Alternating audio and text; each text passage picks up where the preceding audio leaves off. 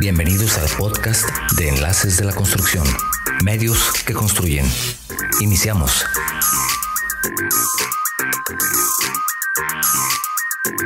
Estamos listos ya transmitiendo por guanatosfm.net y también en Facebook Live por el fabuloso programa Enlaces de la Construcción.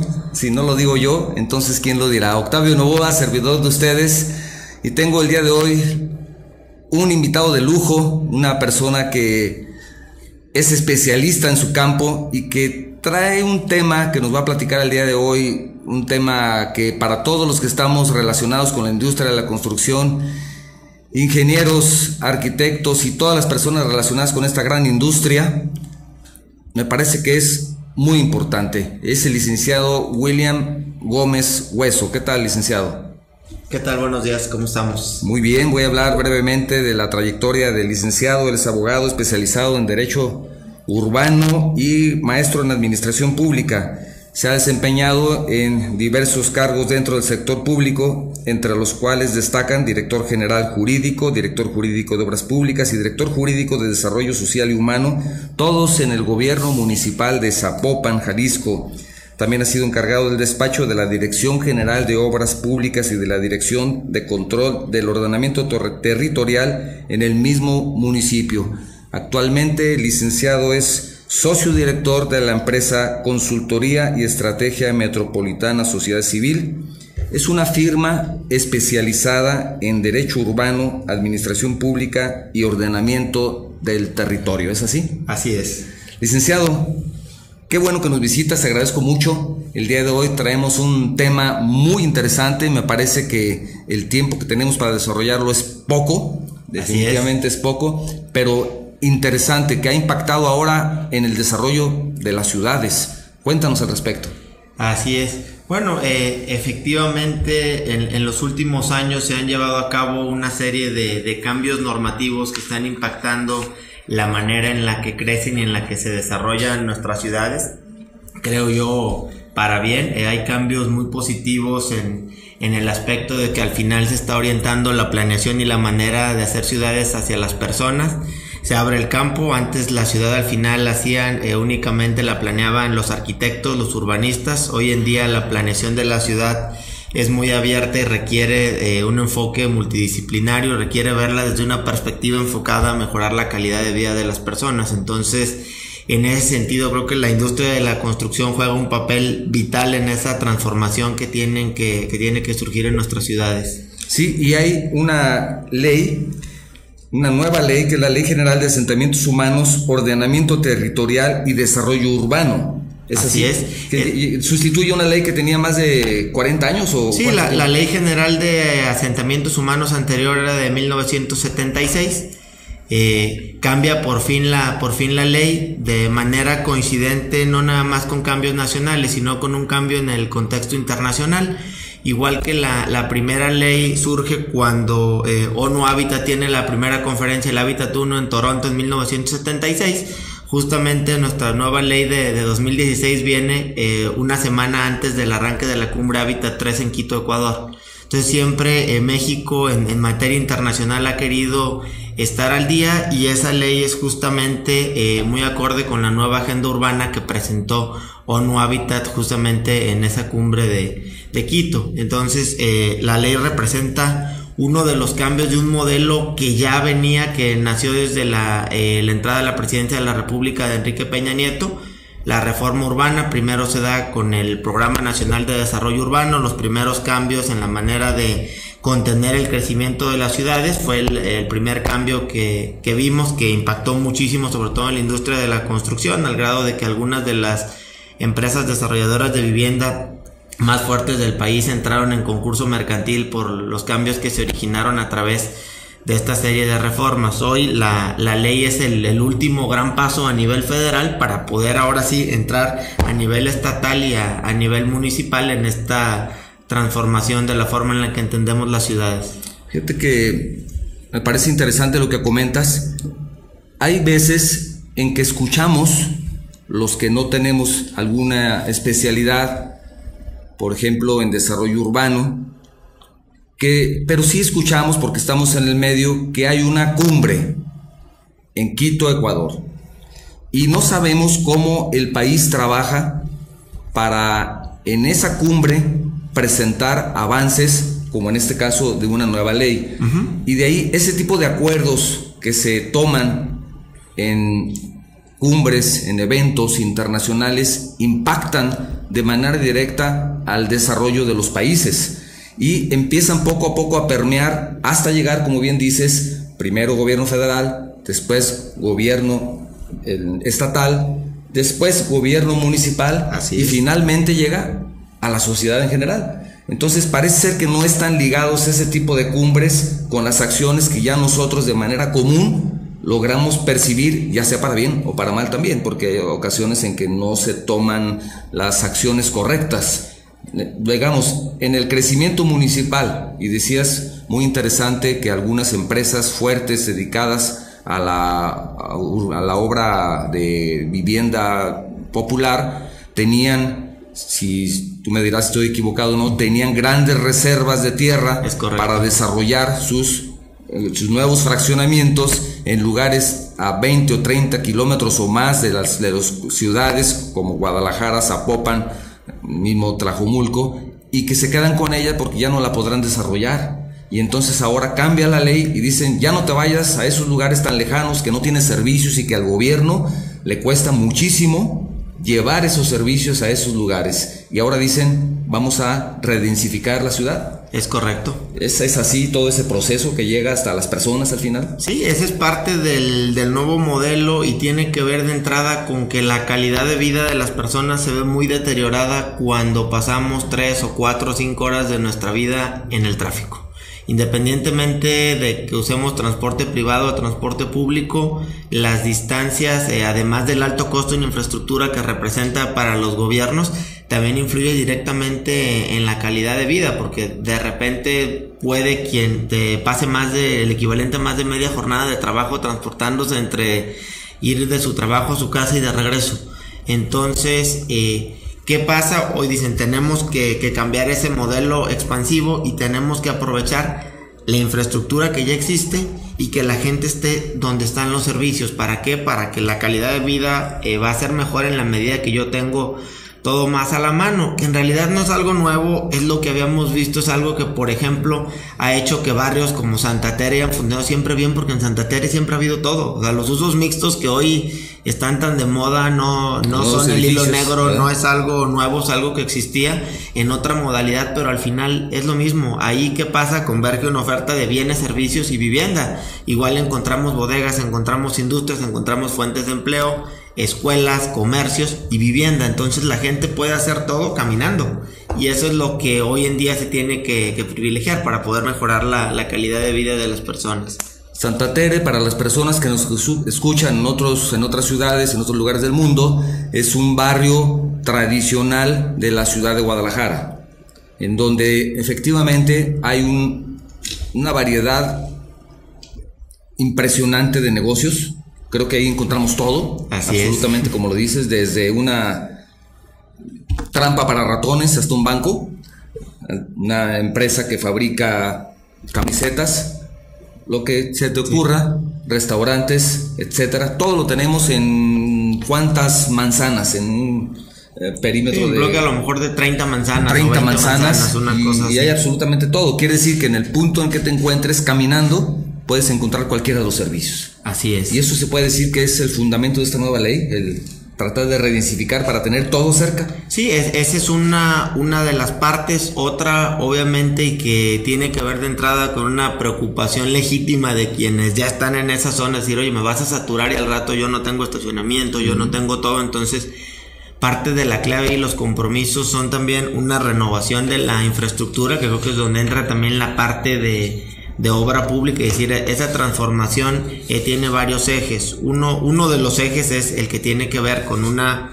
mejor planeación y un modelo de ciudad policéntrico, pero también encontramos el tema, se tiene que fortalecer la participación ciudadana. Tenemos que encontrar también la mejora de espacios públicos. Tiene que haber una gran intervención gubernamental para mejorar los espacios públicos, la prestación de los servicios de infraestructura. Entonces llegan esas partes, también el modelo de gobierno metropolitano, que al final no podemos pensar aisladamente cuando vivimos en un área metropolitana, y lo que hoy pasa es que cada municipio tiene reglas completamente distintas y ya no hay fronteras, o sea, una calle a otra divide, y de repente vemos que por el cambio de municipio el uso de suelo es distinto, la manera de hacer un trámite es distinta. Eso ya no puede pasar, porque al final parte de la visión que se tiene también es un espíritu metropolitano. Todo esto, bueno, viene, si lo ubicamos en la pirámide, y por qué interviene ONU Habitat, porque al final es parte de los objetivos de las Naciones Unidas, y las Naciones Unidas, dentro de los objetivos de desarrollo sustentable, tiene una parte que tiene que ver con la ciudad, porque al final tenemos que entender que no podemos erradicar la pobreza y no podemos mejorar la calidad de vida de las personas si no comenzamos por planear mejor nuestras ciudades, y porque al final la ciudad es el espacio en el que se materializan los derechos de todas las personas. Entonces se tiene que entender así. Hoy la ley lo interpreta así. Antes, al final, la ciudad estaba mucho más desde un aspecto económico, capitalista, ciudades productivas. Se buscaba el tema de una producción y de que la ciudad fuera un negocio. Hoy se busca reorientar eso, y tiene que ser al final más que un negocio, un espacio para que las personas puedan vivir mejor, y además que eso sea general, o sea, para todas las personas sin ninguna clase de distinción, de manera universal, digámoslo. Sí, que no sea solamente una ciudad, como dices, productiva o determinada a una sola actividad económica, a un solo negocio. Ejemplos de esos hay muchos, y en este momento recuerdo, por ejemplo, la ciudad de Detroit, en Michigan, que tiene espacios totalmente abandonados, que ahora son espacios de la ciudad que están desiertos, porque algunas industrias de las que ellos dependían, la industria automotriz, se fueron del lugar y se llevaron todo. Entonces la ciudad prácticamente, en alguna parte de la ciudad, murió, pero completamente está muerta, y ahora el esfuerzo que está haciendo el estado en Estados Unidos, en el estado de Michigan, para reactivar esa zona de la ciudad que está muerta, le está costando millones de dólares. Así es, y tiene que ver precisamente con eso. Al final, el caso de Detroit, que es famosísimo a partir de la recesión 2008-2009, hay una crisis en la industria automotriz, y precisamente por ser una ciudad planeada únicamente desde una perspectiva económica, la población sufrió grandes afectaciones. Económica y única, además. Así es una de las cosas que se tienen que evitar. Entonces, la ciudad debe concentrar todo tipo de bienes y servicios, pero además yo creo que la parte importante no nada más es el que sea una ciudad productiva, sino que esa producción se reparta de forma equitativa, o sea, al final que a todo mundo le toque por lo menos un pedacito del pastel, digámoslo así. Sí, hay 10 ejes temáticos que han permitido desarrollar esta nueva ley, 10 ejes fundamentales, un decálogo como ellos le llaman. Uno de ellos es derecho a la ciudad. Derecho a la ciudad es el primero que maneja la nueva ley. El derecho a la ciudad, que justamente hoy es un término de moda, no es otra cosa que la conjunción o el garantizar que todos los derechos que nos otorga la Constitución, que podemos vivir a través del territorio, los tengamos. Esto es, que independientemente de mi condición social, yo pueda tener acceso a la salud, acceso a la educación, acceso a la vivienda, acceso a un medio ambiente limpio, digamos. Entonces todos esos derechos en su conjunto conforman lo que hoy se llama derecho a la ciudad. ¿Qué quiere decir? Yo te pongo todos esos derechos que pasen del librito a la materialización, y que tú, por el simple hecho de estar en un asentamiento humano, tengas acceso a todos esos derechos. Ese es básicamente el derecho a la ciudad. Fue un término, no es nuevo, pero está totalmente de moda. Fue implementado por un sociólogo y filósofo francés, Henri Lefebvre, en los 70s, no recuerdo exactamente el año, pero él escribió un libro del derecho a la ciudad, y justamente él tenía una idea un poco marxista, y era como una forma de oposición al capitalismo, precisamente diciendo, a ver, espérame, lo que comentaba, la ciudad no es hecha en función a intereses económicos, tiene que estar pensada en función a las personas, porque las ciudades están hechas para las personas, y todos los derechos que jurídicamente están desde la Constitución tenemos que garantizar que se puedan materializar, y la mayoría se materializan a través del territorio en la ciudad. Tienen que estar incluidos esos derechos. Así es, incluidos, y garantizar que todo el mundo pueda tener acceso. ¿Por qué? ¿Qué pasa? De repente, por ejemplo, la zona metropolitana de Guadalajara, los grandes equipamientos de repente ya son privados, son en cotos, entonces no hay un acceso a todo eso. Parte del derecho a la ciudad es que todo el mundo pueda tener acceso a servicios de infraestructura de calidad, a espacios públicos, a educación, a salud, a todos, digamos, va por una cobertura universal y que cualquier persona, por el hecho de que esté en la ciudad, pueda cumplir con todos los derechos que la Constitución le otorga. Ese básicamente es el derecho a la ciudad. Y eso nos lleva al segundo punto del decálogo, que es equidad e inclusión. Así es, y tiene que ver precisamente con el mismo tema de universalidad, es decir, la ciudad debe pensarse para todos, incluyendo un respeto y un fortalecimiento para que las minorías también puedan utilizar la ciudad. Ahí encontramos también la accesibilidad universal, que es parte de esa equidad y esa inclusión. Tenemos que pensar la ciudad para todos y hacer que quienes son más vulnerables no se vean restringidos precisamente en su acceso a los derechos porque no tenemos una rampa, porque no tenemos transporte público adecuado. Así es. Y por todo eso, entonces tiene que ver con eso y también con la manera, el principio de equidad en cuanto a cómo se reparten los beneficios del territorio. Es decir, que todo el mundo pueda desarrollar y que todo el mundo pueda precisamente en ese desarrollo urbano ordenado tenga la posibilidad de tener un crecimiento de acuerdo obviamente a las características ya específicas de su zona, pero al final no podemos, digamos, decir en unas zonas no vamos a crecer, en otras sí, porque el principio de equidad tiene que hacer que esa distribución de lo que genera la ciudad sea para todos. Y que también va ligado a un punto de la Constitución en que nos dice que todos somos iguales, ¿no? Así es, que de pronto se nos olvida. El principio de igualdad, que precisamente va conectado con esos dos principios en ese sentido. La igualdad se tiene que materializar. ¿Y cómo se materializa? Cuando yo doy acceso, todo el mundo puede tener acceso a todo, digamos, igualdad de oportunidades. Y tercer punto del decálogo, derecho a la propiedad. Y el derecho a la propiedad tiene que ver ya con un tema más de papelito que se vive en el territorio, que es la certeza jurídica, el asegurar de entrada que quien tiene una vivienda tenga la certeza y quien no pueda acceder a ella. Tiene que ver también con el derecho de acceso a la vivienda, que también es parte del derecho a la ciudad, igual está contemplado en la Constitución. Entonces es garantizar que los ciudadanos puedan tener una propiedad que les brinde la certeza y que los permita ya saber que pueden desarrollar su vida porque tienen un lugar digno y adecuado para vivir. Y que además esté perfectamente legalizado, porque eso les permitirá en un momento dado, si lo desean, por ejemplo, y me voy a un ejemplo muy simple, solicitar un préstamo hipotecario. Por supuesto. Que posiblemente la propiedad en la que vives no tienes la posibilidad de tener la escritura por alguna situación, de ser legítimo propietario, legalmente propietario y demostrarlo, y eso no te permite tener acceso, por ejemplo, a un crédito. Así es, igual que a un crédito, dar la certeza a la familia. ¿Qué va a pasar cuando quien está que sepa que puede transmitir legalmente esa propiedad y que al final está formando un patrimonio familiar? Entonces, es una parte también muy importante en la que se han tenido grandes avances. Sin embargo, por la gran proliferación de asentamientos irregulares sigue siendo una problemática no nada más de México, sino de toda América Latina. En toda América Latina, en nuestras ciudades, una tercera parte de los habitantes de las ciudades de América Latina viven en asentamientos irregulares. Esos asentamientos irregulares son irregulares jurídicamente, irregulares porque no tienen servicios públicos o no cuentan con todos los servicios públicos, y los que cuentan se fueron introduciendo ya que estaba el asentamiento. O sea, primero llegó la gente a vivir por una necesidad precisamente de ir a vivir a la ciudad donde había fuentes de empleo. Llegan a vivir y después el Estado tiene que hacerse cargo de dotar de los servicios, que además eso económicamente cuesta entre 4 y 7 veces más que cuando hago una ciudad planeada.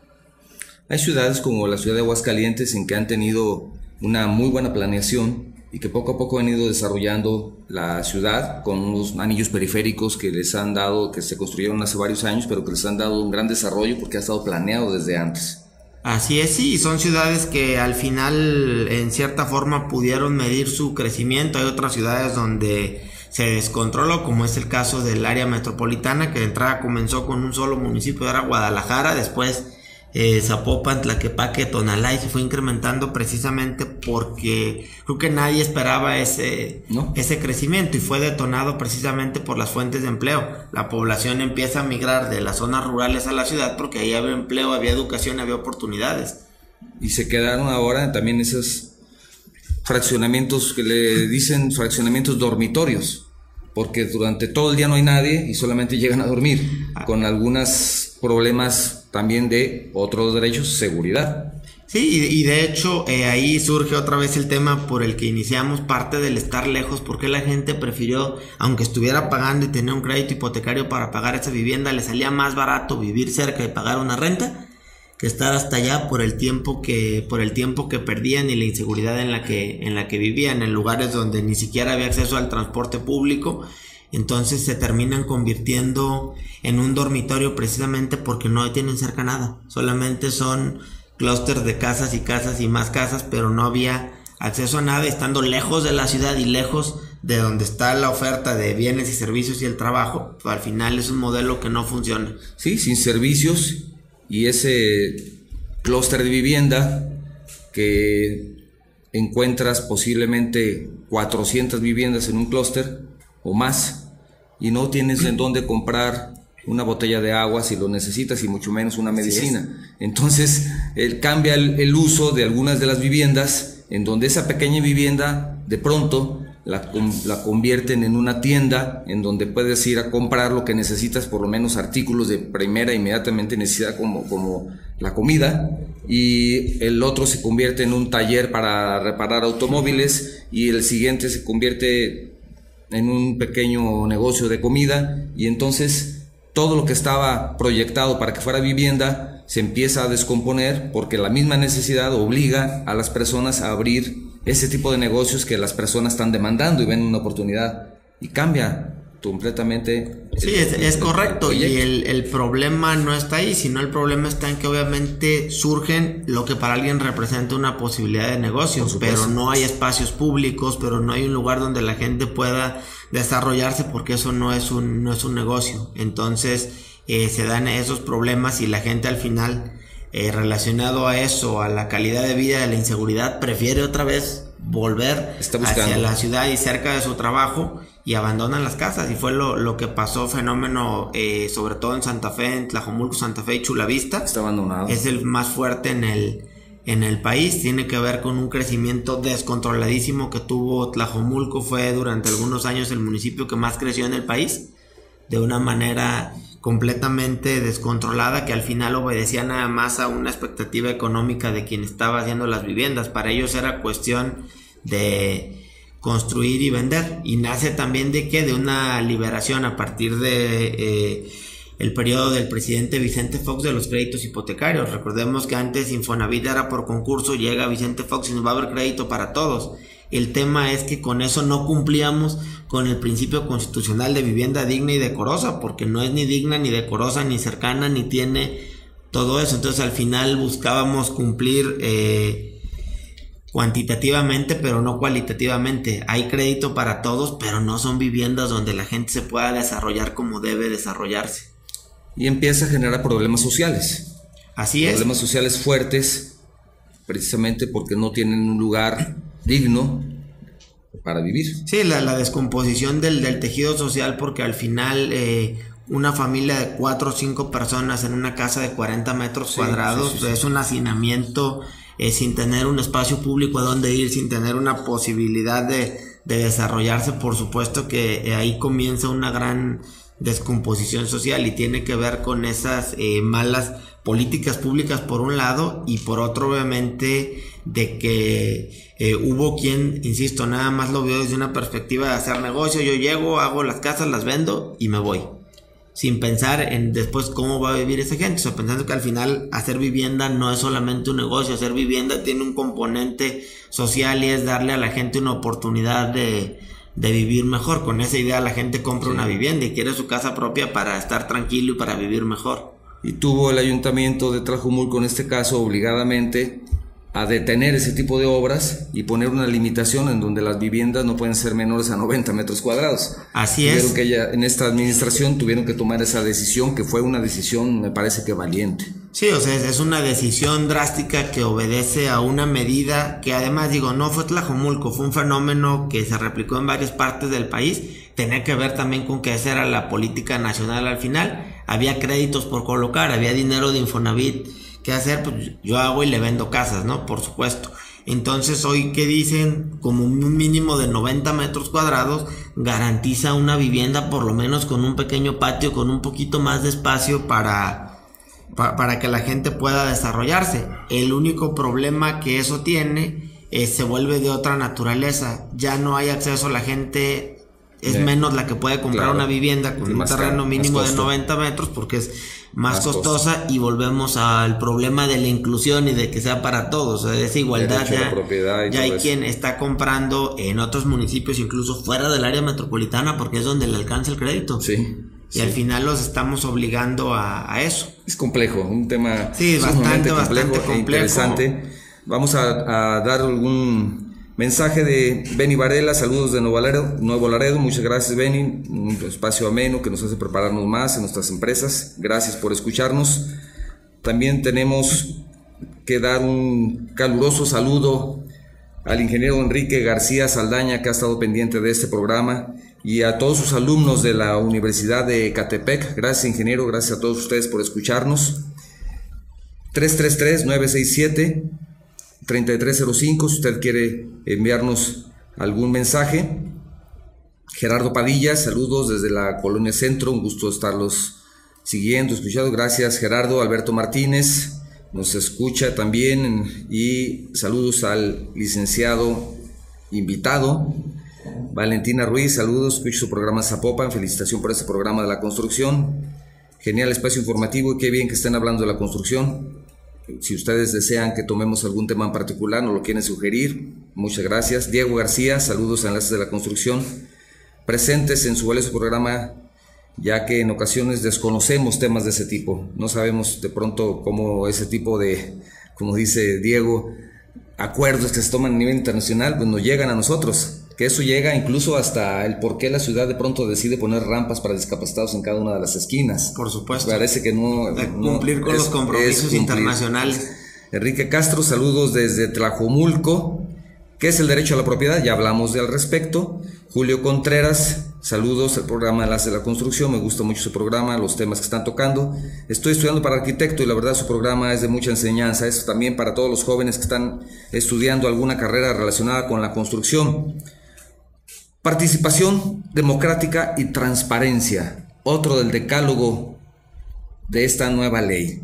Así es parte del otro tema que platicamos sin haber abordado a profundidad, el tema de la participación ciudadana. Es correcto. Que cambia también la manera, precisamente lo que yo decía, la manera en la que se hace la ciudad ya tiene que ser por todos, no la vamos a dejar a los especialistas. Hoy la ciudad se tiene que hacer por quienes la viven, porque al final quien siente los problemas en la ciudad y quien vive la falta de servicios y quien le quejan los problemas tiene que ser parte también de la solución y tiene que ser escuchado, y las soluciones tienen que nacer desde lo que la gente siente, lo que la gente percibe, y además se tienen que construir juntos. Hay un espacio público abandonado, ¿qué tiene que hacer el gobierno? Lo tiene que recuperar en conjunto con la gente, porque si no lo adopta la gente, en un mes va a estar igual que como estaba. Entonces al final en ese tema la ley establece consejos de desarrollo urbano de todos los niveles, desde un consejo nacional, estatal y municipales, donde tiene que participar toda la sociedad civil, es decir, las personas con un tema de inclusión. Tiene que haber hombres, mujeres, personas con discapacidad, es decir, tiene que tener esa gran apertura para que todos los sectores que viven en la ciudad sean escuchados, colegios de profesionistas, los gremios, las cámaras industriales y demás tienen que estar participando y tienen que tomar las decisiones de cómo se vive y cómo se desarrolla la ciudad. O sea, ya no solamente es una obligación gubernamental, sino que se tiene que construir por todos, porque al final gran parte del desarrollo de la ciudad además tiene que ver con la inversión privada. Y ahora sabemos por qué algunos gobiernos de pronto dicen: vamos a abrir a la sociedad una encuesta para saber en qué vamos a gastar estos fondos que tenemos del predial. No es tanto por gusto, No, claro, viene una cuestión de esos compromisos, la parte de transparencia también, y que parten de un principio muy básico. Al final, quienes están en el gobierno fueron elegidos por toda la gente y son representantes populares. Entonces, en esa representación tienen que establecer mecanismos, uno, para escuchar a quienes los elegimos, y dos, también para que quienes los elegimos sepamos cómo se aplican los recursos, que son muy escasos, pero precisamente tenemos que ver que se dé una utilización eficiente de esos recursos y que sean en cosas que permiten mejorar nuestra calidad de vida y no despilfarros en situaciones que no tienen ningún beneficio social. Y eso se llama transparencia. Así es, y hoy en día, desde hace ya un tiempo, por la ley de transparencia, prácticamente podemos encontrar toda clase de información, desde cómo gasta nuestro dinero, cuánto ganan los servidores públicos, cuál es su agenda, qué hacen. Entonces, toda esa información son herramientas muy valiosas si las sabemos utilizar, porque al final podemos ponerle una lupa a cualquier administración gubernamental, porque sabemos, antes no podíamos saber absolutamente nada. Hoy sabemos por lo menos en qué se está gastando nuestro dinero. Y como hay tan poco dinero, ahora tiene que ser ejercido de una manera correcta.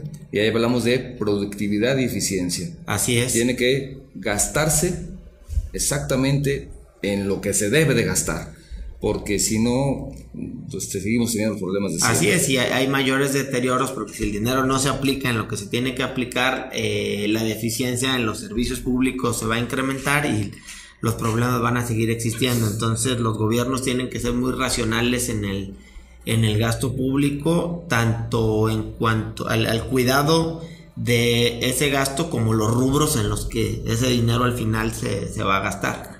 Sí, permíteme regresar un momento al tema de la socialización, que es muy importante. Ahora se le debe de preguntar justamente a los vecinos, por ejemplo, si desean que se rehabilite un parque, porque si el gobierno puede hacer un esfuerzo importante en hacer un gasto importante de ese escaso recurso que hay en este momento, y tal vez había necesidad no solamente de remozar el parque, que siempre es algo que se necesita, sino también tal vez de ese pequeño salón que está ahí abandonado, hacerlo un centro social, por ejemplo, y aprovechar esa inversión también para abrir ese espacio público, que es parte también de lo que es del decálogo, abrir el espacio público. Por supuesto, y el escuchar a la gente, que nos va a garantizar que el espacio se va a utilizar, se lo van a apropiar, va a haber un sentido de identidad y por ende lo van a cuidar, y van a ser las mismas personas las que se encarguen de que tal y como se los dejaron como nuevo, así va a estar siempre. Entonces, cuando no se socializa, cuando no se escucha a la gente, probablemente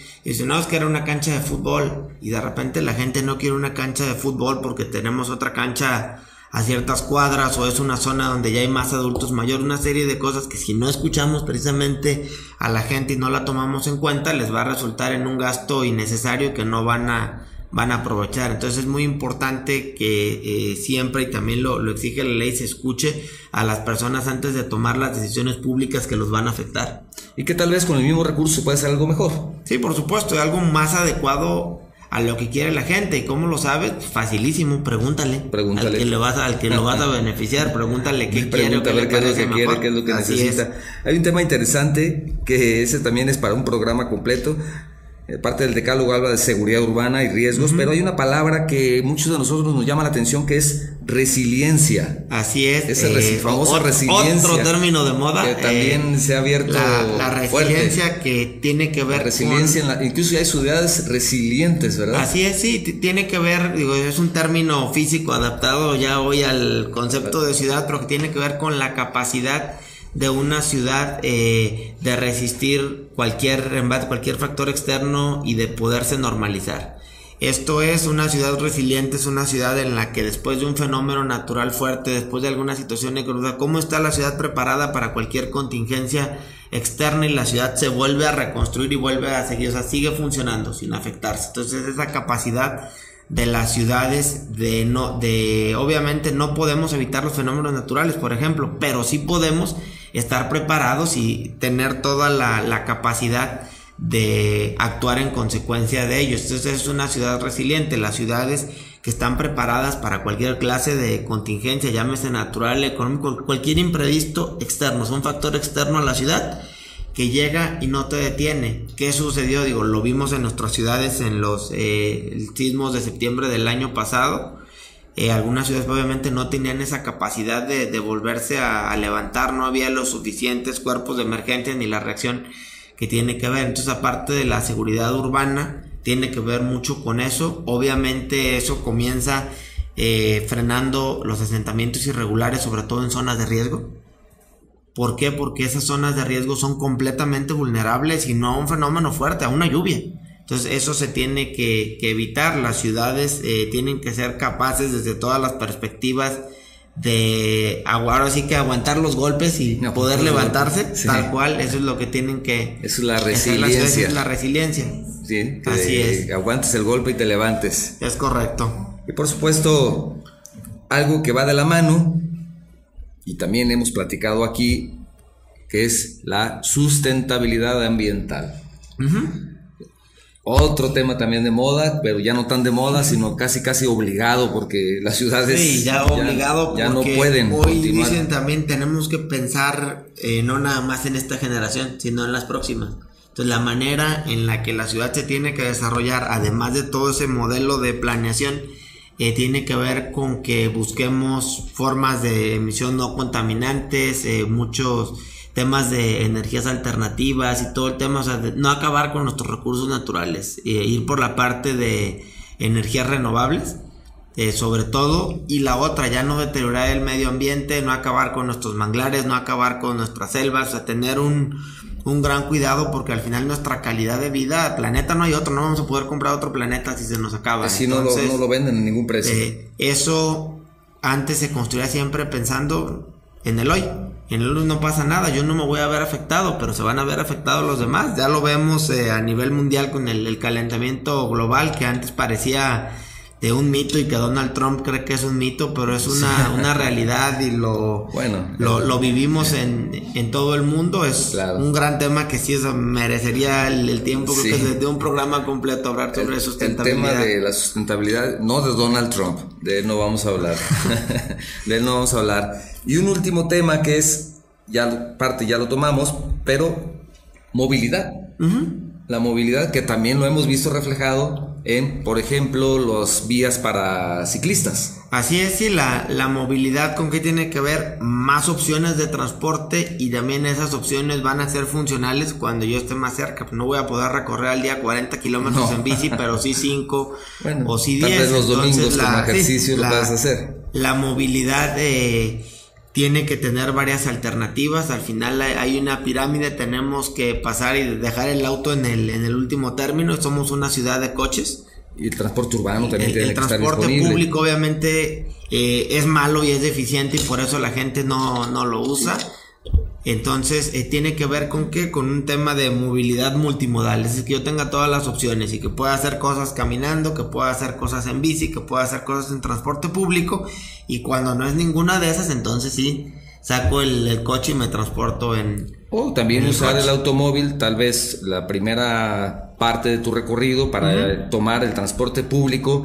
De ahí todavía incluso puedes tomar la estación de la bici, fue el multimodal, exactamente. Y el multimodal. O sea, pero si no hay todo ese conjunto, pues es muy difícil, vas a seguir utilizando el automóvil. Sí, por supuesto, y eso se conecta con el tema del modelo policéntrico y los usos mixtos, que yo tenga todo a la mano. Mientras más cerca lo tenga, más fácil va a ser para mí utilizar el multimodal, porque yo sé que si todo lo tengo muy cerca, a lo mejor también lo hago una parte en bici, otra parte caminando, de cualquier manera, pero al final todos los ejes están interconectados entre sí, y puede ser un círculo virtuoso o vicioso, porque si alguno falla empieza a generar que fallen los demás, o si todos funcionan es lo que hace que al final la ciudad funcione. Y ese funcionamiento es importante decirlo, no se va a ver de repente que, por ejemplo, dice ahorita hay un gran crecimiento en la ciudad. Sí, vemos un crecimiento en las construcciones, pero para decir que la ciudad está funcionando tenemos que ver que aumenta la calidad de vida de las personas,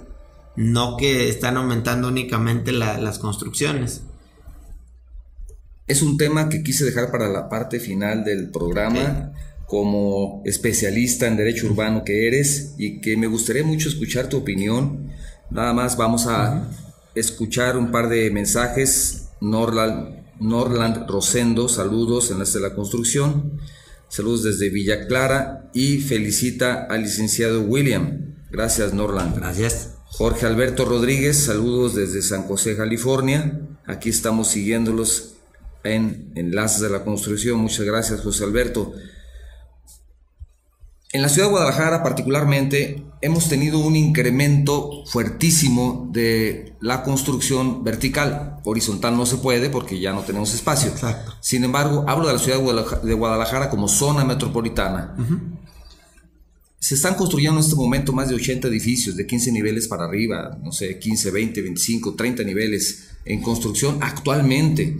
Y está impactando fuertemente no solamente a la movilidad, sino también en otras áreas, porque hay lugares en donde simplemente se están desarrollando y no hay transporte público.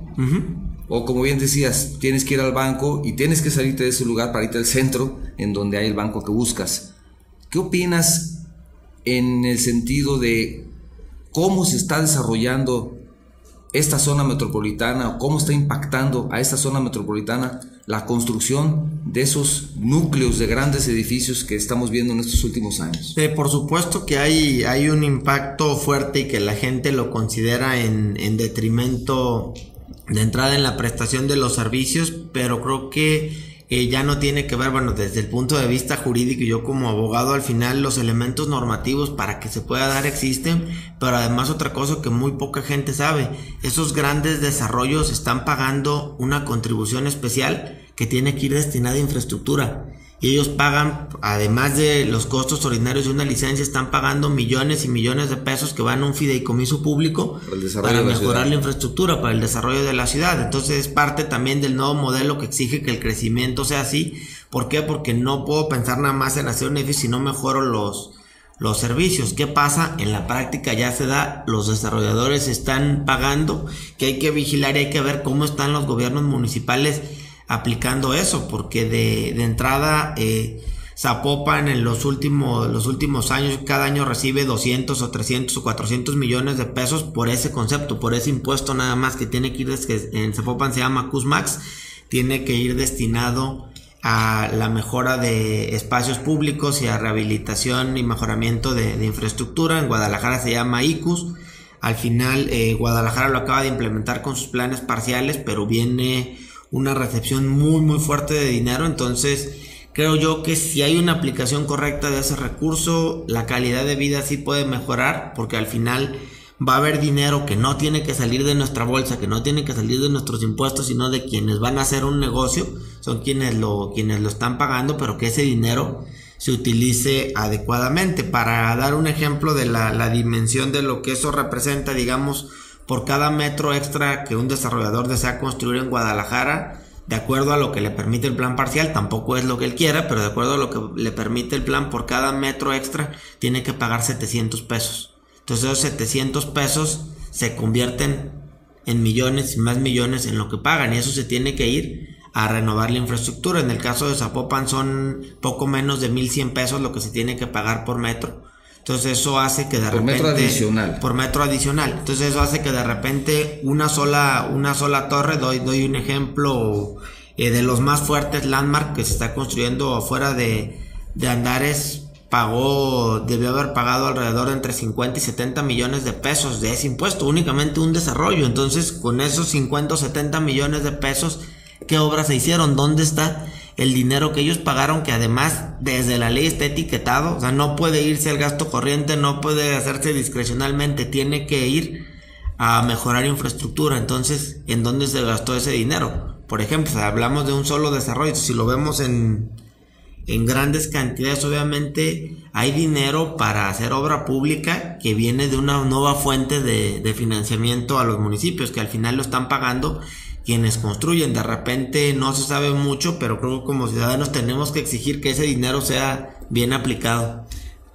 Entonces, ¿consideras que hace falta por parte del gobierno difusión de ese tema? Pues más que difusión, creo que hacer una planeación de cómo se va a mejorar la infraestructura. Me refiero a difusión para que las personas sepan. Sí, por supuesto, y porque que exijan, de pronto al empresario lo ven como como el malo de la película, ¿no? Por el malo eso, de la película, pero no saben que él tuvo que hacer una inversión muy fuerte para llevar dinero a ese fideicomiso, y creo que debería también de así es, digo, por una parte es eso, y por otra el proceso de planeación también, porque de repente, ¿qué pasa? El empresario paga y él ya arranca su obra, y si no se mejoró la infraestructura, se va a colapsar. Entonces, otra de las obligaciones que tiene que tener los municipios es que en cuanto arranque la obra privada, también el municipio tiene que detonar la obra pública con el dinero que captó ahí, porque si no, vamos a tener un gran edificio que va a consumir muchísimos servicios, y si no hicimos la ampliación que se pagó y que se proyectó, precisamente va a haber una insuficiencia que va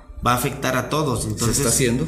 ¿Se está utilizando esos recursos? Sí, se están utilizando, sí hay obviamente una asignación, pero creo yo que sí hace falta mucho más difusión y más fortalecimiento, porque de repente vemos más obras de relumbrón que parece que tienen otra perspectiva y no la de mejorar los servicios públicos. Si no le apostamos primero a mejorar los servicios públicos y ampliar la infraestructura y los espacios públicos, la ciudad no puede crecer descontroladamente. Sí debe crecer y tiene que crecer, pero siempre y cuando garanticemos que ese crecimiento va acompañado de que la infraestructura mejore. Eso es lo que dice la ley, eso es el gran cambio que viene, decir, ok, aquí ya tengo infraestructura, me cuesta menos aumentarla que llevar infraestructura a 30 kilómetros, pero entonces sí, solo sí voy a crecer de esa manera cuando estoy haciendo el mejoramiento en la infraestructura, cuando estoy sustituyendo un pavimento en asfalto por uno en concreto hidráulico, porque voy a tener una mayor afluencia vehicular, cuando estoy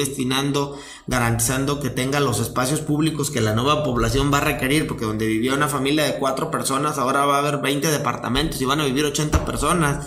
Y esas 80 personas necesitan recreación, necesitan transporte, necesitan todo. Y servicios como agua, drenaje, etcétera. Así es, y eso quien lo tiene que brindar al final representa costos para el municipio. Y si no hay esa planeación y ese mejoramiento en los servicios, pues vamos a generar un colapso también al interior de la ciudad. Y creo que esa es la causa legítima que de repente preocupa a los vecinos de las zonas que hoy se están redensificando, porque ellos ven la gran torre, pero no ven el dinero aplicado en la obra y no ven que les mejoren la infraestructura. Porque no conocen. No, y creo que si alguien llegara y dice, van a hacer una torre aquí en tu calle, pero te van a cambiar, vamos a renovar todo el drenaje, vamos a renovar el pavimento y todo, creo que la gente dirá, ok, te vamos a poner una mejor iluminación porque tienes problemas de seguridad por la noche. Y va a haber un parque porque con el otro dinero pudimos comprar un terreno y uno de esos va a ser destinado a un espacio público. Entonces esa es la manera en la que se tiene que crecer. Mi opinión es que normativamente ya existen hoy afortunadamente los elementos para que pase, nada más hay que llevarlo ya, que como ciudadanos exijamos que se lleven a la práctica, porque ya el modelo jurídico ya existe, ya se puede aplicar. El tema es que sí se aplique, porque solo de esa manera la ciudad va a poder crecer sin colapsarse.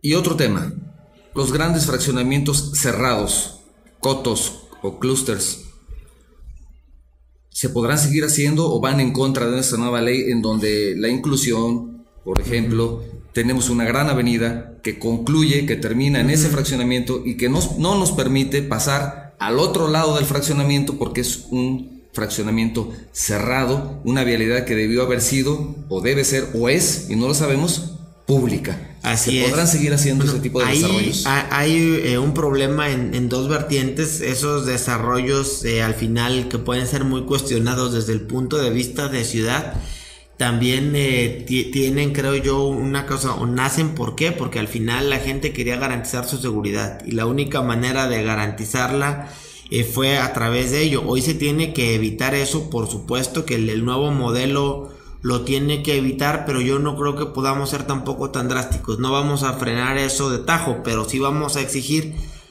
probablemente si tú lo puedes hacer sin afectar a la mancha urbana, lo haces, pero entonces me vas a garantizar un espacio público afuera. O sea, al final compensa a la ciudad de alguna manera si lo vas a hacer, pero creo yo que de fondo ya no sería necesario si tuviéramos condiciones de entrada de seguridad y de prestación de servicios, porque además lo hacen no solo por la seguridad.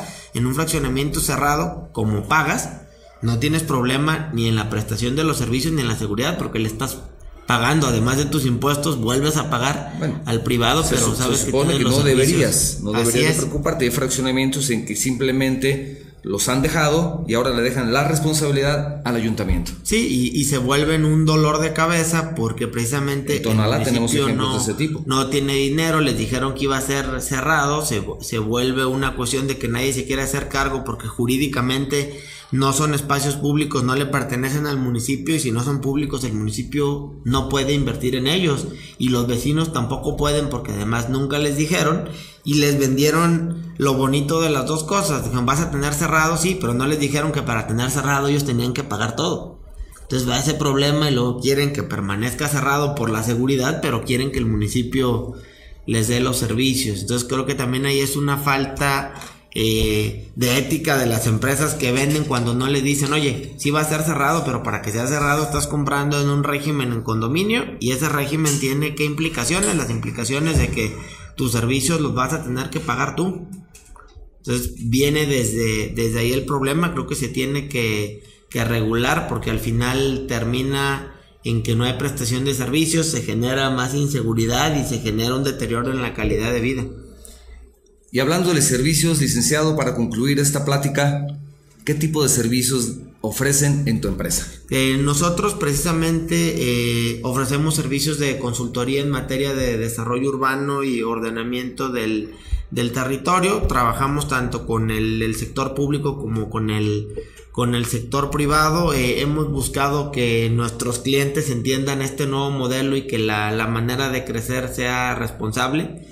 Que puedan, por supuesto, el desarrollador tiene que hacer negocio, pero el negocio no está peleado con hacer las cosas bien y con beneficiar también a la ciudad. Entonces nuestros servicios van orientados a eso, a buscar la manera en la que los desarrolladores pueden construir, pero abonarle también a la construcción de ciudad. Es decir, lograr proyectos que sean incluyentes, lograr proyectos donde tengan una oferta de vivienda que ofrezca esa calidad de vida, pero que también se beneficie el entorno. Entonces, básicamente trabajamos con desarrolladores, inversionistas, algunas asociaciones de vecinos y algunos gobiernos. Es recomendable que incluso antes de adquirir alguna propiedad, se te consulte para ver si lo que tienen proyectado hacer es factible. Así es, de hecho es lo que recomendamos más porque de repente no hay una varita mágica para poder hacer las cosas o lo que a la gente se le ocurre. Entonces nosotros nos gusta trabajar de acuerdo a lo que la normatividad permite. Buscamos optimizar esa normatividad para que sea lo máximo que la ley me da, pero buscarlo así. Entonces de entrada, si alguien quiere desarrollar o invertir, de repente es muy fácil que todo el mundo le diga, no, si tienes, yo te puedo conseguir uso porque a una cuadra, y sí, pero una cuadra es una avenida que tiene 40 metros de ancho y tu calle tiene 10, no vas a poder tener lo mismo. Y como tú ves el otro, de repente ese tipo de cosas, ¿por qué? Porque lo mismo, ¿cómo va a recibir un edificio de 30 pisos con una calle de 10 metros de ancho? Ese tipo de cuestiones es uno de los ejemplos. Entonces siempre a quien va a invertir, lo primero es que revisen el uso de suelo, que sepan los alcances que van a tener, porque al final, aunque a veces lo consideremos un exceso, el regular los usos tiene que ver con que la ciudad no explote y no crezca desproporcionadamente. Entonces si queremos que esto funcione, tenemos que empezar por poner el ejemplo y construir lo que se nos permite y de la forma correcta. Al final es en beneficio de todos. Así es en beneficio de todos y tiene que ganar la ciudad y tiene que ganar la gente. Concluimos con este programa el día de hoy. Muchas gracias por habernos escuchado. Gracias al licenciado William Gómez, que ha estado aquí hablándonos de ese tema tan importante. Esperemos que no sea la última vez. Al contrario, agradezco la invitación. No, al contrario, es un honor que estés aquí. Si ustedes requieren alguno de sus servicios, quieren comunicarse con él, déjenos un mensaje en Enlaces de la Construcción y con todo gusto pasaremos el mensaje del licenciado. Muchas gracias. Él ya ha ofrecido un 85% de descuento a todos. No, no es cierto. 90. Un 90% de descuento. Gracias, licenciado. Gracias a todos ustedes. Ha sido un placer tu visita y muchas esperemos platicar ya de manera puntual algunos de los temas, porque como les decía al principio, este tema da para 1 hora y mucho más. Así es. Gracias de nuevo por tu visita. Agradezco la invitación. Al contrario, soy Octavio Novoa y esto fue Enlaces de la Construcción. Gracias, hasta luego.